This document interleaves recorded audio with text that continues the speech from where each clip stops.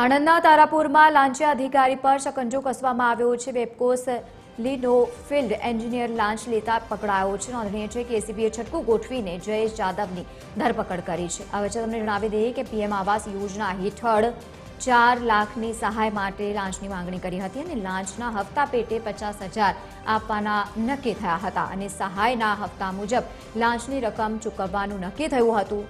પ્રથમ 70,000ના હપ્તા સામે 10,000ની લાંચ નક્કી થઈ હતી અને વચેટિયા નગીનભાઈ તળપદાએ અગાઉ પણ 2,000 રૂપિયા લીધા હતા। બાકીના 8,000 સ્વીકારાતા જયેશ જાદવ રંગે હાથો ઝડપાયો છે। પેટલાદના રિલાયન્સ સ્માર્ટ બજાર પાર્કિંગમાં એસીબીએ તેને ઝડપી પાડ્યો છે।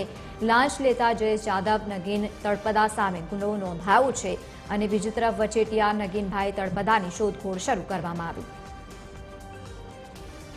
વધુ માહિતી સાથે સંવાદદાતા મનન હિંગુ જોડાયા છે। મનન, વધુ એક લાંચિયો બાબુ ઝડપાયો છે, વધુ માહિતી।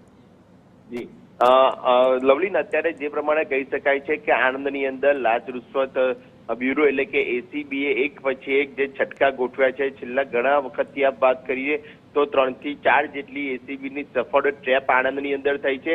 આજે ખાસ કરીને આણંદ જિલ્લા એસીબીએ પ્રધાનમંત્રી આવાસ યોજના સાથે સંકળાયેલા વધુ એક લાંચિયા અધિકારીને રંગે હાથ ઝડપી પાડ્યો છે।